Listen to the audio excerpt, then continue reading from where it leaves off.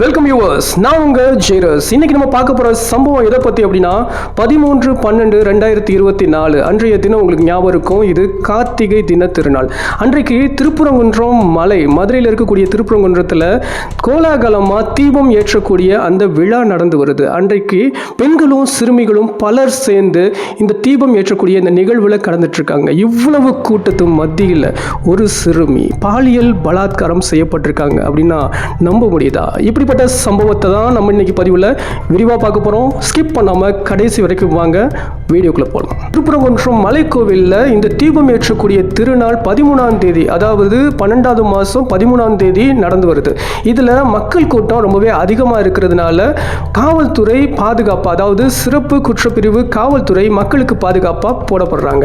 இதுக்கு தலைமை பொறுப்பேற்று மதுரையில் எஸ்ஐ ஜெயபாண்டி என்பவர் தலைமை பொறுப்பேற்று மக்களை பாதுகாத்து வர்றாரு. பாதுகாப்பு பணியில் இருந்த இந்த எஸ்ஐ ஜெயபாண்டி என்ன செய்கிறாருன்னா, பெண்கள் மற்றும் சிறுமிகள் கழிப்பறைக்கு அருகே நின்னதா சொல்லப்படுது.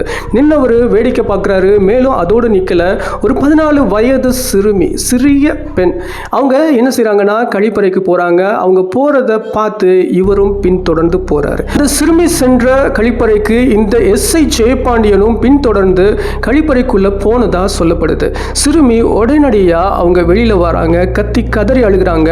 தன்னுடைய பெற்றோர்கிட்ட போய் அந்த எஸ்ஐ ஜெயபாண்டியை பற்றி ஏதோ சொல்கிறாங்க. அங்கே கூட்டம் கூடுது. அவங்க என்ன பேசிக்கிறாங்க அப்படின்னா, போலீஸ் தன்னுடைய மகளை மிஸ்யூஸ் பண்ணிட்டதா சொல்கிறாங்க. தொடர்ந்து என்ன செய்கிறாங்க அப்படின்னா, குழந்தைகள் நல மையத்துக்கு இன்ஃபார்ம் பண்ணுறாங்க. குழந்தைகள் நல மையம் உடனடியாக அவங்க மகளிர் போலீஸ் ஸ்டேஷனுக்கு கம்ப்ளைண்ட்டை ரிஜிஸ்டர் பண்ணுறாங்க. இப்போது அடுத்ததாக மகளிர் போலீஸ் ஸ்டேஷன் அவங்க எப்படி இதை ஃபார்வர்ட் பண்ணுறாங்க, எப்படி இன்வெஸ்டிகேட் பண்ணுறாங்க, இன்வெஸ்டிகேஷனில் வந்த உண்மைகள் என்ன, இதை தான் நம்ம பார்க்க போகிறோம்.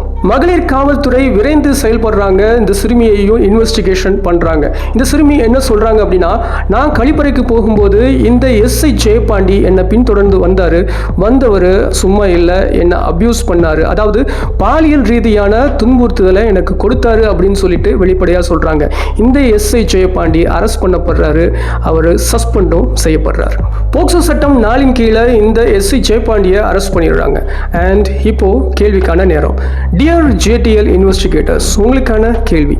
இந்த மாதிரி கருப்பு காவலர்கள், அதாவது தவறாக வேலை பார்க்கக்கூடிய காவலர்கள், நல்ல காவலர்கள் மத்தியில் அங்கங்கே இருந்துட்டு தான் இருக்காங்க.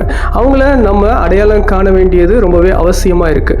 உங்கள் ஏரியாவில் இந்த மாதிரி காவலர்கள் அவங்க மக்களை தவறாக மிஸ்யூஸ் பண்ணுறவங்களா அல்லது அவங்களுடைய வேலையை ஒழுங்காக செய்யாமல் இருக்காங்களா? நீங்கள் கமெண்ட் பண்ணுங்கள். உங்கள் மூலியமாக உங்களோட ஏரியாவில் இருக்கக்கூடியவங்க தெரிஞ்சுக்கட்டும்.